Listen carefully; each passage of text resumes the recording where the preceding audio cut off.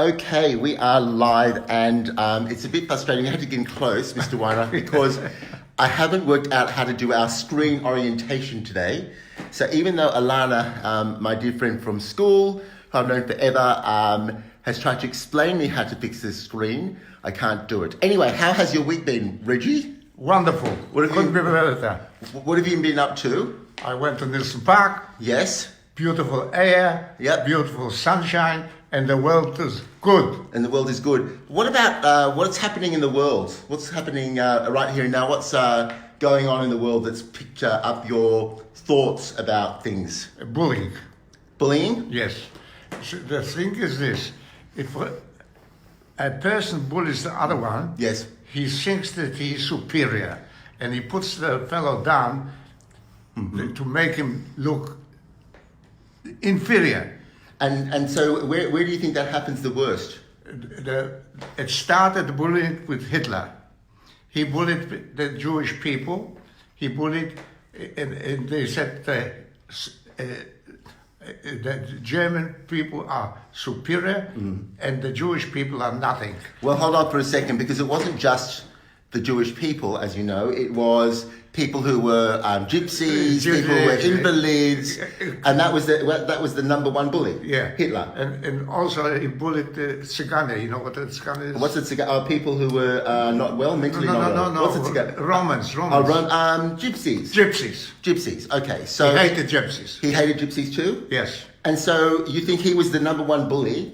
Number one bully, and because he was bullying the people, and the German people believed him, then it started the Second World War. Okay.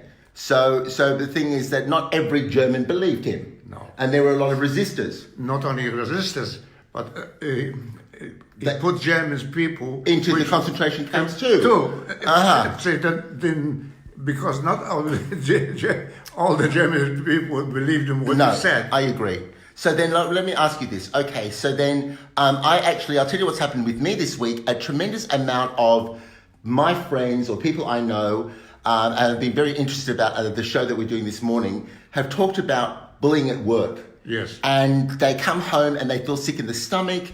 They are really upset. They are The worst part is that men... it's not just men, Reg. Men... Women also. Yes. Mostly men bully women to make them feel inferior, and they can have a go with them. Actually, it's really interesting because I was speaking to somebody in New York last night, and that also happens in marriages. Absolutely. And I was speaking to that particular person. I said, you know what the issue is? You've had mental domestic violence. It doesn't have, you know what? You don't have to see a scar, but mentally it's worse. It's worse. But at work, so I want to convey to you. So a lot of people have been complaining to me about how women with women as well. Don't be surprised. Yes. That they feel, that the way they're spoken to in front of the rest of the office is atrocious. So what advice do you give somebody? Say the person who is managing me is really terrible to me in front of everybody. What would you advise them to do? Don't keep quiet. Don't keep quiet. Don't keep quiet. Get the people which are against it together and bully the other person.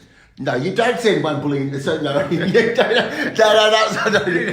don't send one bully against another bully. The point I think that you were saying this earlier this morning is what happened with the Jewish people when Hitler bullied the Jews and the gypsies and everything. We kept quiet. And I think that this morning what you said is a really good point, and that is you have to confront it. Absolutely. You have to go. But how? Nicely and quietly? No, loudly. Loudly. So I've been advising people incorrectly because I said do it nicely and quiet, loudly. There is a. Good morning, Megan. Hello, Heidi. Hello, Seth, and hello, Jane. Yes, go on. You say loudly. Loudly. It was... Confront people loudly when they bully you. They able to capture a story which went around the world. What was the story, Reggie? A big fellow was bullied by a little fellow. Yes. And he stood against the wall and he bullied him. What, 1 minute? The big fellow bullied the little fellow? Small one, fully the big one. Yeah. So what you happened? are fat, you're big, you know. All that stuff, all that rubbish, yes. Right. And? So the big fellow Yeah. punched him in the nose. And Yeah, you had to. Yeah. That was, this story went around the world. So the bottom line is, I have been giving people the wrong advice. Absolutely. Make a noise about it. No, Don't be nice about it. Sorry, sorry. Retaliate. Retaliate. Retaliate? Yes. Reggie. Physically and mentally. And emotionally. Hey, by the way, last week you were saying you're a vegan. No. You eat only gluten-free. Is that right? What? Remember with the cake, I bought you the gluten-free cake again this morning. Did you love it? I love it, but I like meat as well. You like me? Shh! Don't say that. So I tell you something. We had a very exciting moment today because we are working furiously. Just to give you guys an idea, we have had 6 months of audio. This man is famous for his stories. The first book coming out is called The Stories I Told My Son. Hi, Susie in Melbourne. And it's going so well, and I'm so excited because we have 2 huge, massive chapters that have been massaged to hell because this man's got so many stories. But are you happy with the progress of the book so far, Mr. Weinreich? Yes, I am happy, but I've got news for you. What's the news? I told you only half the story. Oh my God. You know what? We've got somebody in New York and she's adorable. And it's absolutely fantastic. Hello, Judith. Hello, Robert. Welcome. Welcome, everybody. And so anyway, so the thing is, we've got somebody helping us with the typing in New York, right? And so she's like, please, I'm begging you, not one more story. We were on the phone yesterday for 4.5 hours. But so far, we've got 2 amazing chapters written. Not enough. Hello, Heather. We're meeting. Hello, Judith. Judith Hausman saying hello. What I want to say is we've actually written 2 monstrous. One's called Prisoners of the USSR, and the other one is called The Ship to Freedom on the High Seas. The whole concept of wanting to write this book is to love to Reggie, says Judith. You remember Judith Hausman? No. You don't remember Judith? How you remember Judith? Her and I were like the worst at school, and her father used to want to lock me up, and he called us the retard twins. Anyway, hi Alana. Alana, and now her sister's on. Anyway. What you say, I'll keep you... No, Gretchen, you're grounded, and that's or shut up or I'll keep you grounded forever. Grounded. Anyway, Judith is just now the most successful public relations person in the bloody universe. Anyway, so the whole concept behind this book is really as follows. My father's really well known for stories. He's a humanist, he is a womanist, and he is a globalist. And if I was ever half like my father, that would be a good thing. And unfortunately, he has agreed with me. So I wanted to really capture using audio. So for 6 months, we've been doing some amazing audio together. And now it's being transcribed. So we're hoping for probably by September next year, maybe a bit earlier, 2010, he's going to be published. I've been speaking to some amazing people overseas in New York about the book. How have you enjoyed the process so far? Tremendously fantastic. Hi, Erica. Erica in Israel. Eretz Zavat Halav, Zavat Cholash, Eretz Zavat Halav. You remember Erica? She was up the road. Remember? Remember Erica? Yeah, I've got another song. What? Yosef, the king of Israel.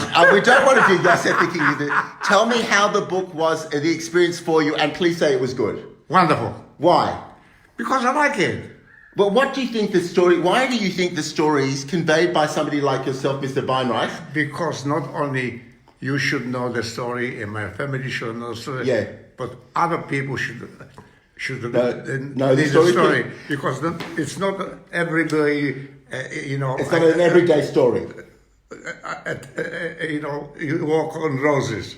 Oh no, I said to my father, you know what, Reggie? I said to Reggie, listen, your life was not necessarily a bed of roses, was it? Well, my perspective is my responsibility. As you all know, I don't have children.